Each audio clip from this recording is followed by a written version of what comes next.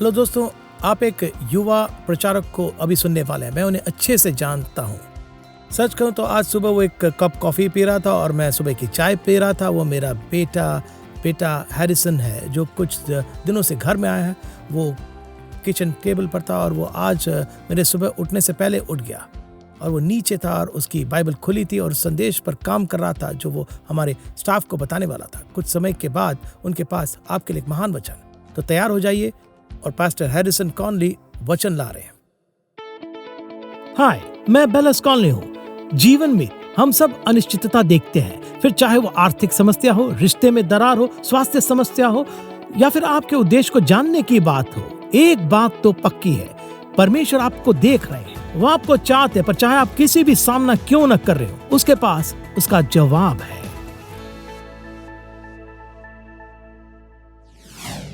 यदि आप अपने साथ अपनी बाइबल लाए हैं तो आप इसमें प्रेतों के काम अध्याय 4 निकालिए। हम जल्दी से इसे देखने वाले हैं। यदि आप कॉटनवुड चर्च में काफ़ी समय से आ रहे हैं तो आपने मुझे कहते हुए सुना होगा इस मंच से, कॉटनवुड, हम तो यीशु के लोग हैं। काफ़ी समय से मैंने इसे नहीं कहा। मुझे लगता है ऐसे कहने में हमें वापस जाना होगा। इस तरह से कहना तो एक बहुत ही अच्छा चिन्ह है और ये लोगों से अच्छा प्रत्युत्तर पाना भी होता है। मेरे लिए सच में ये जो वाक्य है ये तो असल में एक क्रीड है। ये कायरता है कि कलीसिया को क्या और कैसे होना चाहिए। मैं नहीं चाहता कि हम इसे खो दें। हम तो यीशु के लोग हैं। मेरी प्रार्थना यही है कि जब कोई भी हमारे संपर्क में आता है, इसमें कोई संदेह नहीं कि वो जान लेंगे और पहचान लेंगे। वो जानेंगे कि हम तो यीशु के साथ रहते हैं। प्रेरितों के काम 4, प्रेरित 4। चलिए इसे पढ़ने के पहले इसकी पृष्ठभूमि बता दूं। प्रेरितों के काम 3 में हम ये पाते हैं कि नए नियम का चर्च पवित्र आत्मा के प्रभाव में बढ़ता चला गया। लोग उद्धार पाते चले गए, लोग बपतिस्मा ले रहे थे, चंगाई पा रहे थे, लोग चेले बन रहे थे। परमेश्वर का अद्भुत चलन था। वहाँ पर ये थे पतरस और यूहन्ना, ये 2 मुख्य अगुवे थे परमेश्वर के ऐसे चलन में। प्रेरितों के काम अध्याय 3 में कहानी ये है कि पतरस और यूहन्ना भवन में जा रहे थे प्रार्थना के लिए। मुझे पसंद है वचन ये कहता है, अपनी रीति के अनुसार। मैं रुककर कहूँगा, मसीह विश्वासियों को प्रार्थना करने वाले स्त्री और पुरुष बनना है। पतरस और यूहन्ना प्रार्थना की जगह के लिए अजनबी नहीं थे और वो तो अपनी रीति के अनुसार प्रार्थना करने के लिए जा रहे थे। जैसे वो आए, उन्होंने देखा कि फाटक के पास एक लंगड़ा व्यक्ति भीख मांग रहा है, उनसे पैसे मांग रहा था। हम कहानी जानते। पतरस रुक गया और उसने उसकी ओर देखा। उसने कहा, सोना और चांदी तो मेरे पास नहीं है, पर जो मेरे पास है तुझे देता हूँ। यीशु मसीह के नाम में उठ और चल फिर। और वो व्यक्ति उछल कर कूदते हुए प्रभु की स्तुति करने लगा। अब इसके कारण निश्चय ही गड़बड़ी मच गई और बड़ी भीड़ उनके आसपास खड़ी हुई। पतरस समय का लाभ उठाते हुए यीशु और पुनरुत्थान का प्रचार करता है। दूसरे धार्मिक अगुवे और फरीसी लोग जो उस दिन वहाँ थे, वो इससे बहुत ही परेशान हो गए थे। वो क्रोधित हो गए। मंदिर के सिपाहियों के द्वारा उन्होंने पतरस और यूहन्ना को बंदी बना लिया। उन्होंने सारी रात जेल में बिताई और अगले दिन उन्हें धार्मिक अगुवों के सामने लाया गया कि इस लंगड़े व्यक्ति की चंगाई और उनके प्रचार के बारे में उनसे सवाल पूछे। फरीसियों ने पूछा, किस सामर्थ्य से, किस अधिकार से और किस नाम से तुमने ये किया है? मुझे पसंद है वचन कहता है, पतरस ने पवित्र आत्मा से भरकर, जरा रुकिए, पतरस पवित्र आत्मा से भरकर। चर्च, सच में हमें शर्म आनी चाहिए अगर हम ये सोचते हैं कि हमारे जीवन पर परमेश्वर की जो बुलाहट है उसे हम पूरी कर पाएंगे पवित्र आत्मा की सामर्थ पाए बिना। पवित्र आत्मा कोई ऐशो आराम नहीं है। पवित्र आत्मा तो बहुत ज़रूरी है। पतरस पवित्र आत्मा से भरकर बड़े साहस से यीशु के नाम और उसके संदेश का प्रचार करते रहा। हम प्रेरित 4 में आते हैं, वचन नंबर 13। जब उन्होंने, यानी धार्मिक अगुवों ने, जब उन्होंने साहस को देखा, आप इसे रेखांकित कीजिए, जब उन्होंने पतरस और यूहन्ना का साहस देखा और ये जाना कि ये अनपढ़ और साधारण मनुष्य हैं, तो आश्चर्य किया। फिर उनको पहचाना कि ये यीशु के साथ रहे थे। ये वाक्य तो मेरी प्रार्थना जो मैं अपने जीवन के लिए करता हूँ। ये प्रार्थना मैं हमारे स्टाफ के लिए करता हूँ। ये प्रार्थना मैं हमारे चर्च के लिए करता हूँ। मसीह के देह के लिए मैं यही प्रार्थना करता हूँ, बस यही कि जब कोई लोग हमारे साथ संपर्क में आते हैं, चाहे मित्र हो या पड़ोसी हो या चाहे दुश्मन हो, जो भी हमें देखेगा, हमसे बातचीत करेगा या हमारे संपर्क में आएगा, वो देखेगा यीशु मसीह के प्रतिबिंब को, कि हमारा जीवन वैसे ही हो जैसे प्रेरित पौलुस लिखता है दूसरा कुरिन्थियों अध्याय 3 में। दूसरा कुरिन्थियों 3:2 और 3 पौलुस कहता है कि हमारा जीवन जीवित पत्रियां हो। जीवित पत्री जिसे सब मनुष्य पहचानते और पढ़ते हैं, मसीह की पत्री जो स्याही से नहीं परंतु जीवित परमेश्वर के आत्मा से पत्थर की पटियों पर नहीं परंतु हृदय की मांस रूपी पटियों पर लिखी है। पौलुस यही कह रहा है कि विश्वासी के नाते हमारा जीवन तो मसीह यीशु को प्रतिबिंबित करने वाला हो। जो भी हमें देखें, हमें सुने, हमारे साथ समय बिताएं, वो अलौकिक रूप में उद्धारक के संपर्क में आता जाए। हम जीवित पत्रियां हैं, हम जीवित बायोग्राफी है। यीशु हमारे शब्दों में प्रकट होने चाहिए, यीशु हमारे व्यवहार में महसूस किए जाए, यीशु हमारी क्रियाओं में देखे जाएं, और हम तो उसकी जीवित पत्री हैं। और अवश्य ही हम में से कोई भी ऐसा नहीं जो सिद्ध रूप में उन सारे गुणों को प्रदर्शित करते जाएं कि यीशु की समानता को दिखाएं। हम उसके सिद्ध प्रतिनिधि तो नहीं हैं। जब तक हम इस पृथ्वी पर है और ऑक्सीजन ले रहे हैं, जब तक कि हमारे अंदर युद्ध है, हमारे पुराने मनुष्यत्व और नए स्वभाव में मसीह की पूरी समानता में होना तो शायद पूरी तरह वास्तविकता नहीं है। कुछ भी हो, ये कभी भी हमें यीशु के जैसे होने की हमारी इच्छा और कोशिश में हमें किसी तरह से घटाते न जाए। हमारे दिल की पुकार हर दिन यही हो कि जो भी पीछे उसे भूलकर आगे प्रभु की बड़ी बुलाहट में बढ़ना है। मेरे जीवन में मैं यीशु मसीह के स्वरूप में होने की परिपक्वता तक आगे बढ़ते जाऊं। मैं जो कहना चाहता हूं कि आप लोग समझ रहे हैं। मैं आपको कुछ ऐसे क्षेत्र बताना चाहता हूं जहां पर हमें यीशु के जैसे होने की और कोशिश करनी है। ये 2 शब्द है, साहस और पवित्रता। यही दिल की बात मैं आज आपको बताना चाहता हूं। ये 2 क्षेत्र हैं जिसमें मैं विश्वास करता हूं कि प्रभु चाहते हैं कि हम इसमें बढ़ते जाएं। जहां तक यीशु के जैसे होने की बात आती है, सबसे पहला है साहस। हमें साहस में यीशु के जैसे होना चाहिए। यीशु का पहला संदेश याद है, ये छोटा था पर साहसी था। वो यही था, मन फिराओ। मन फिराओ क्योंकि स्वर्ग का राज्य तो निकट है। याद है लूका अध्याय 4 में यीशु अपने नगर में जाते हैं, नासरत में जाते हैं, वहां आराधनालय में जाते हैं। उन्हें हस्तलेख दिया जाता है। वो यशा का वो भाग खोलते हैं जहां लिखा होता है, परमेश्वर का आत्मा मुझ पर है, उसने कंगालों को सुसमाचार सुनाने के लिए मेरा अभिषेक किया और मुझे इसलिए भेजा कि बंदियों को छुटकारे और अंधों को दृष्टि पाने का सुसमाचार प्रचार करूं और प्रभु के प्रसन्न रहने के वर्ष का प्रचार करूं। याद है? और वो अपने नगर के लोगों की ओर मुड़ते हैं, ऐसे मित्र जिनके साथ वो पले बड़े थे, और कहा, आज ये वचन तुम्हारे सुनते हुए पूरा हुआ है। ये हस्तलेख नीचे रखने का समय था। हियाव, जब यीशु अपनी पृथ्वी की सेवकाई कर रहे थे, उसने कभी समझौता नहीं किया, प्रभु राज्य के सत्य में मिलावट नहीं की। वो मनुष्य का डर नहीं जानते थे, वो कभी नहीं थरथराए। मुझे याद है एक बार उन्होंने फरीसियों से कहा कि तुम तो अपने पिता शैतान से हो। फरीसियों से कहा, तुम चुना फिरी हुई कब्र हो जिसके अंदर सूखी हड्डियां पड़ी हैं। दूसरे शब्दों में, बाहर से सब ठीक दिखता है लेकिन अंदर से तुम तो बिल्कुल मरे और खोए हुए हो। यीशु मनुष्यों से सम्मान पाने के पीछे नहीं थे, वो मिशन पर जिए। उन्होंने दुष्टात्माएं निकाली, लोगों को छुड़ाया, नियमित रूप में सामाजिक नियम तोड़ते चले गए।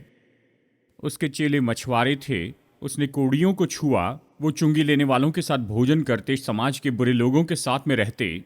बड़े हियाव से उसने लंगड़े से कहा था कि उठ खड़े हो और चलने लग। उसने अंधे से कहा कि अपनी आंखें खोल और देखने लग। उसने मुर्दों से कहा कि उठ और चल फिर। उसने आंधी और लहरों से कहा कि शांत हो और स्थिर हो जा। और यहां तक कि अंत में यीशु ने बड़े हियाव से अपना जीवन दे दिया, अपने मित्रों के लिए नहीं पर अपने शत्रुओं के लिए। जो आनंद उसके सामने रखा था उसके लिए उसने क्रूस सह लिया, शर्मिंदगी उठाई। उसने नर्क, कब्र और मृत्यु को हमेशा के लिए हराया। मेरे यीशु मसीह तो साहसी हैं। उसके साहस का स्रोत क्या था? केवल ये बातें नहीं थी कि यीशु चमत्कार कर सकते थे। यीशु अपनी पहचान को जानते थे, इसके कारण उनमें इतना साहस था। वो जानते थे वो कौन है, और उनके पास कौन सा अधिकार है। यूहन्ना 3 में यीशु ने कहा पिता पुत्र से प्रेम रखते हैं और उसने उसे सारा अधिकार दिया है। ग्रीक में ये शब्द आया है सारी बातें, मतलब सारी बातें, मतलब एक भी चीज नहीं चूकी। यीशु अपने अधिकार को समझ गए थे, पिता ने उसे सब कुछ दे दिया। पुनरुत्थान के बाद हम देखते हैं यीशु उठाए जाने के पहले वहां उस पहाड़ पर थे अपने चेलों के साथ, और उसने उन्हें महान आज्ञा दी और उनसे कहा सारा अधिकार मुझे दिया गया है आकाश और पृथ्वी पर। कहा इसलिए तुम मेरे नाम से जाओ और मेरी सामर्थ में जाओ, मेरे अधिकार में जाओ और सुसमाचार के मिशन को पूरा करो।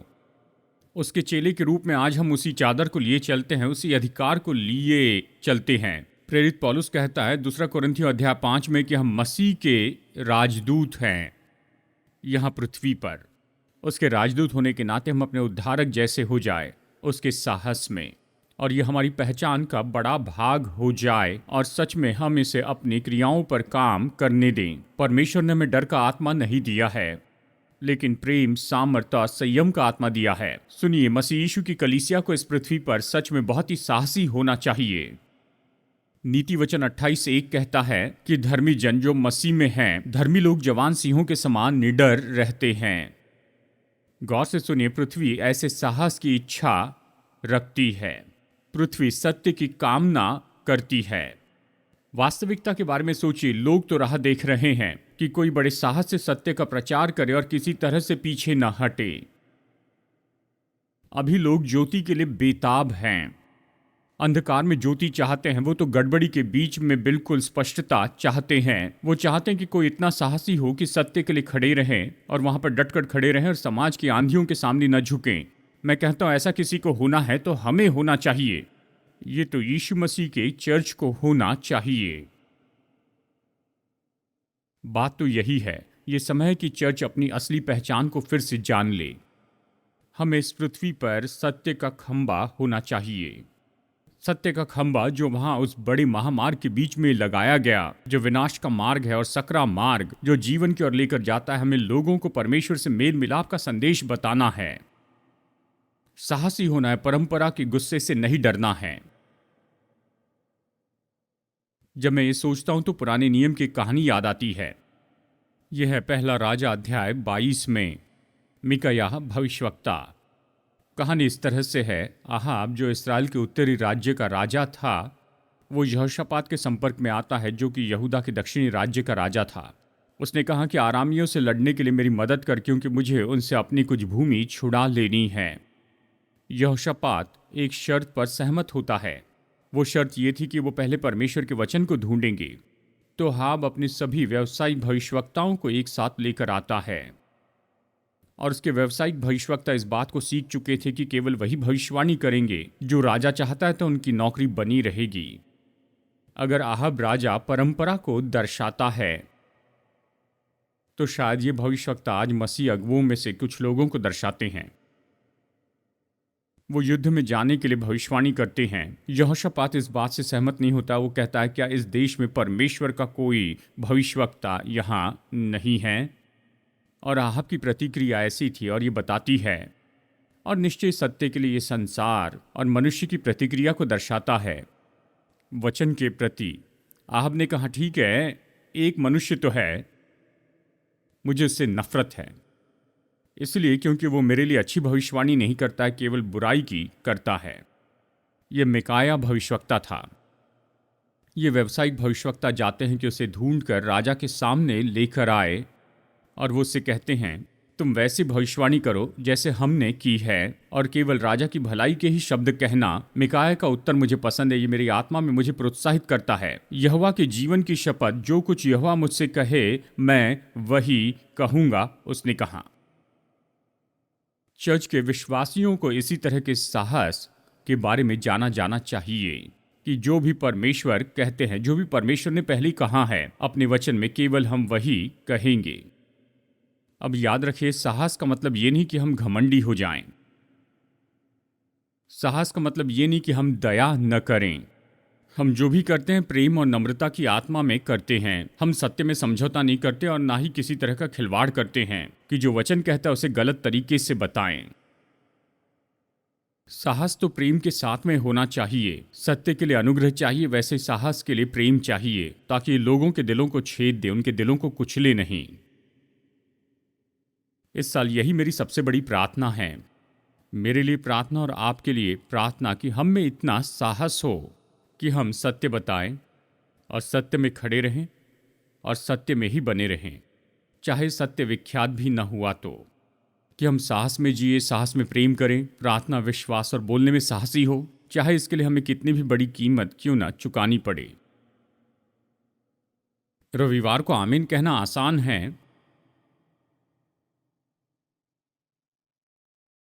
पर जब कोई कीमत चुकानी पड़े तो क्या यह आसान होगा? हमारे उद्धारकर्ता यीशु के बारे में सोचिए। उन्होंने बड़े अधिकार से और बड़े साहस से संदेश दिया। क्यों, कैसे? क्योंकि उस साहस के नीचे तो निश्चय ही ईश्वरीय पवित्रता तो थी ही। और जहां तक इस क्षेत्र की बात आती है, विश्वासियों के नाते हमें निश्चय ही यीशु के जैसे काम करना है।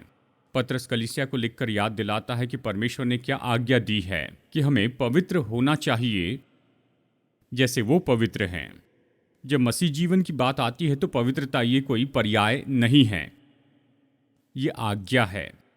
पौलुस जवान तीमुथियुस को लिखकर कहता है हर कोई जो मसीह यीशु का नाम लेता है, उसके पीछे चलता है, वो बुराई से दूर हो जाए, वो पाप में भागी ना हो।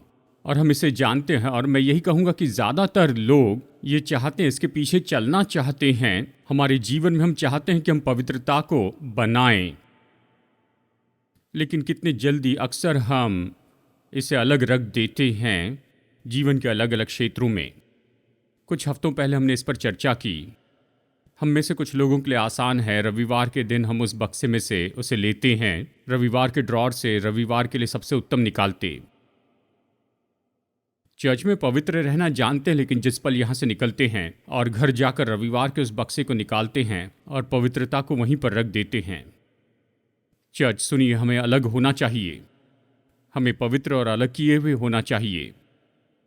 हमें संसार में होना है, लेकिन संसार के जैसे नहीं, हमें मसीह के जैसे देखना और सोचना चाहिए, संसार से बिल्कुल अलग। चाहे हम चर्च में हो या ना हो, लेकिन हमें मसीह के जैसे काम करते चले जाना है। हमारे मूल्य और हमारी क्रियाएं बिल्कुल अलग होनी चाहिए। हम राजपदधारी याजक हैं, हम पवित्र प्रजा हैं।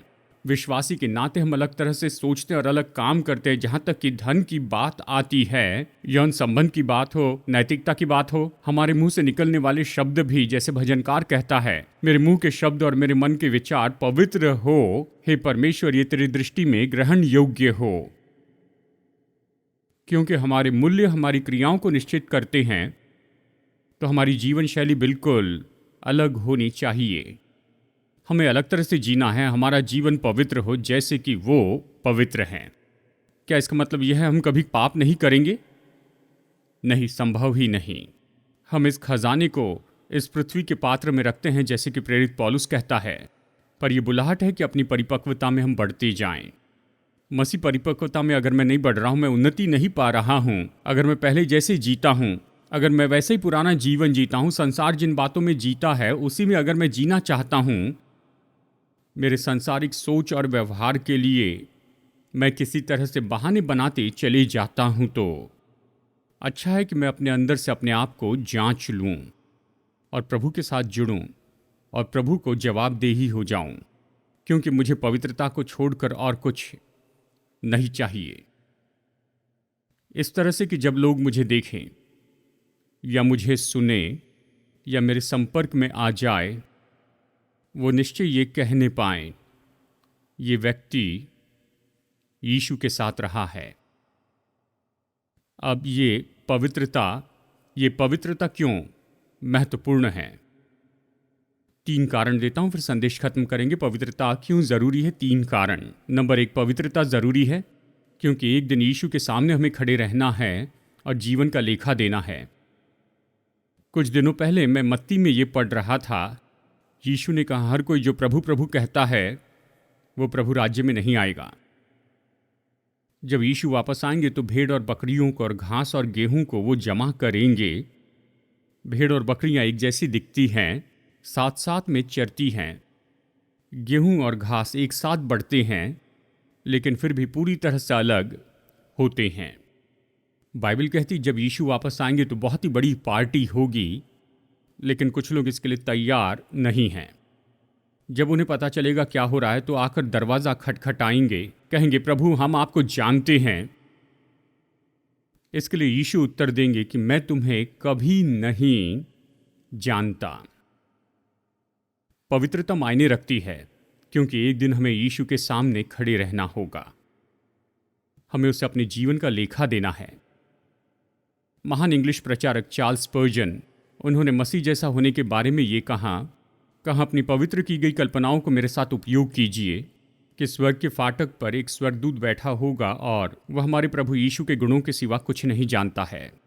एक मनुष्य आता है जिसके सिर पर मुकुट होता है। वो कहता है मुकुट तो ठीक है, लेकिन मुकुट यहाँ पर आने के लिए कोई जरिया या माध्यम नहीं है। तब एक और व्यक्ति आता है जिसने पढ़ाई के बहुत से वस्त्र धारण किए हैं। स्वर्गदूत कहता है हाँ, ये शायद अच्छे हैं, लेकिन पढ़ाई के वस्त्र यहाँ पर आने के लिए आपको योग्य नहीं बनाते हैं। फिर एक बहुत ही सुंदर व्यक्ति आता है। स्वर्गदूत कहता है हाँ, शायद पृथ्वी पर लोग इससे खुश हो, लेकिन यहाँ सुंदरता नहीं देखी जाती है। फिर एक और आता है जो कि मनुष्य की दृष्टि से बहुत ही विख्यात और बहुत ही शोहरत पाया हुआ व्यक्ति था। स्वर्गदूत कहता है मनुष्यों के लिए ठीक है, लेकिन तुम्हारे पास अधिकार नहीं कि तुम यहाँ प्रवेश करो। फिर एक और आता है, वो तो एक गरीब व्यक्ति था, शायद वो अनपढ़ व्यक्ति था, लेकिन स्वर्गदूत उसकी ओर देखकर कहता है, मुस्कुराता है, कहता ये फिर से मसीहा हैं, ये तो यीशु मसीह का दूसरा एडिशन है, इसलिए आइए आइए, आप तो अनंत काल की महिमा पाते हैं, आप तो मसीह के जैसे हैं, आप स्वर्ग में बैठेंगे क्योंकि आप बिल्कुल उसी के जैसे हैं। और वो कहता है यदि आप मसीह के जैसे हैं तो आप मसीह के हैं और आप मसीह के साथ होंगे, लेकिन अगर आप उसके जैसे नहीं तो उस महान विरासत में आपका कोई भाग नहीं। पवित्रता मायने रखते हैं क्योंकि एक दिन हम मसीह के सामने खड़े रहेंगे।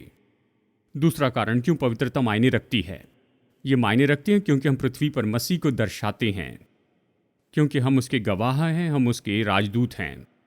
पौलुस कहता है हमें मेल मिलाप की सेवकाई दी गई है।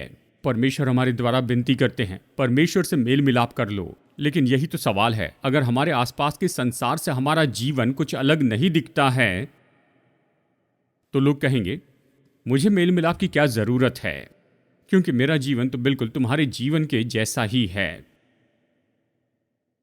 उस समय क्या हमारी गवाही अच्छी होगी? मैं बता नहीं सकता। पिछले 10 साल में कितने तो भी लोग अपने विश्वास से पीछे हट गए। उन्होंने विश्वास छोड़ा क्योंकि उन्हें चोट पहुंची थी यीशु के असिद्ध अनुयायियों द्वारा। मैं नहीं बता सकता कि मेरे कितने दोस्त जो पास्टर थे वो असफल हो गए या अनुग्रह से गिर गए। सुनिए, यीशु मसीह की कलीसिया को और ज्यादा धब्बों की जरूरत नहीं है। नहीं, हमें पवित्र बनना है जैसे वो पवित्र हैं। हमें देखना है और सोचना है यीशु के जैसे। नम्रता से हम भी वही कहें जैसे मैं यीशु के पीछे चलता हूं, आप मेरे पीछे चलो। तीसरा कारण क्यों पवित्रता मायने रखती है, क्योंकि पवित्रता के बिना जागृति नहीं आएगी। पृथ्वी को जागृति की जरूरत है। पृथ्वी को अंतिम वर्षा की जरूरत है, अंतिम समय की एक और फसल। हमारे संसार में जो भी बिखरा है उसे कोई राजनीति सही नहीं कर सकती है। केवल एक ही बात इस संसार में जो भी हो रहा है उसे ठीक कर सकती है कि परमेश्वर पवित्र आत्मा के द्वारा अपने सिंहासन पर विराजमान हो। हमें जागृति की जरूरत है, पर यह पवित्रता के बिना नहीं आएगी। इतिहास में जितनी भी जागृति आई उसमें तो पाप के लिए कायरता और पाप के लिए पश्चाताप रहा है। परमेश्वर के वापस आना है। हम कैसे बढ़ते जाएं अपने साहस और पवित्रता में। अब ये चक्र पूरा हुआ है, जहां शुरू किया वहीं पर लौट आए। साहस में बढ़ना है, पवित्र आत्मा में बढ़ना है तो यीशु के साथ रहना होगा। वो यीशु के साथ रहे थे। मैं यीशु को कहां पर पाऊं? आप उसे यहाँ पाएंगे समाज की जगह में। मैं यीशु को कहाँ पर पा सकता हूँ?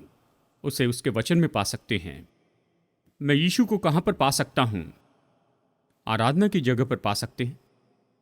मैं यीशु को कहाँ पर पा सकता हूँ? प्रार्थना की जगह पर पा सकते हैं। मैं यीशु को कहाँ पा सकता हूँ? स्थिरता की जगह पर पा सकते हैं। स्थिर रहें और जान ले परमेश्वर हैं। विश्वास के मेरे पसंदीदा व्यक्ति हेनरी नोवेन, डच प्रचारक, और उन्होंने लिखा कैसे यीशु अक्सर एकांत की जगह पर चले जाते थे, पिता के साथ समय बिताते। जब भी वचन में मैं ये पढ़ता तो हमेशा सोचता था कि यीशु दूर चले जाते कि अपनी बैटरी को रिचार्ज करे ताकि फुल टैंक करके वापस जाए कि फिर सेवकाई करे, पर हेनरी नोवेन इसे अलग नजरिए से देखते हैं। उन्होंने कहा यीशु एकांत की जगह पर जाते कि पिता के साथ समय बिताएं, सेवकाई के लिए बैटरी रिचार्ज करने के लिए नहीं, पर इसलिए क्योंकि यही उनकी सेवकाई थी कि पिता से प्रेम करे पूरे प्राण से, पूरी बुद्धि और आत्मा से।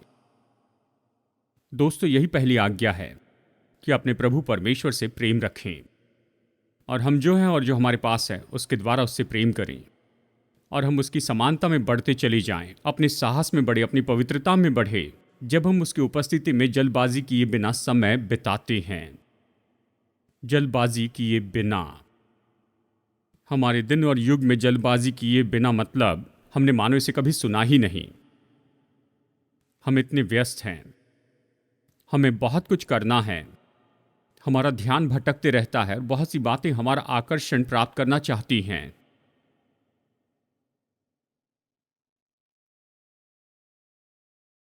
पिछली बार कब आप शांत रहे थे और बस प्रभु के साथ में रहे, केवल प्रभु के साथ रहने के लिए, उससे कुछ पाने के लिए नहीं, लेकिन केवल उसके साथ रहने के लिए, हमारी सूची ले जाने के लिए नहीं। हाँ, उसके लिए समय है, बस केवल कि उसकी उपस्थिति में बैठते चले जाएं। हमारे व्यस्त संसार में हमें जल्दबाजी किए बिना उसके साथ में रहना है। बहुत सालों से मैंने बहुत से लोगों से मुलाकात किया है जिन्होंने मेरे जीवन पर बहुत महान प्रभाव डाला। ज़रूरी नहीं कि ये केवल उन्होंने जो कहा उसके कारण हुआ। कई बार ऐसा होता है कि उन्होंने मुझे बुद्धि की अद्भुत बातें बताई, लेकिन ये ज़्यादातर वो जो लिए थे उस कारण था, जो उनके ऊपर था। और उनमें से हर एक के केस में वो लोग ऐसे थे जिन्होंने बहुत समय बिताया यीशु के साथ, और ऐसा लगा कि उनके साथ परमेश्वर की उपस्थिति बनी है और वो प्रभु के भर को अपने साथ लिए चलते हैं। प्रभु चाहते हैं कि आप उसकी उपस्थिति में रहें और उसके साथ समय बिताएं, और इससे आपको लाभ मिलेगा। वे आपके प्राण में विश्राम लाएगा। उस शांत जगह पर परमेश्वर आप में बुद्धि उंडेले गए जो आपको चाहिए अपने हृदय में, लेकिन ये आपको इस तरह से बदलेगा कि आप अपने साथ कुछ लेकर चलेंगे जिससे कई बार दूसरे लोग भी महसूस कर पाएंगे। तो समय आप बिल्कुल बर्बाद न करें, उनकी उपस्थिति में आए आज ही। हम बिल स्कॉनली के मित्र और पार्टनर्स का धन्यवाद करते हैं जिनके द्वारा ये प्रोग्राम संभव हुआ है। अधिक जानकारी और प्रेरणा के लिए billisconley.com पर जाइए।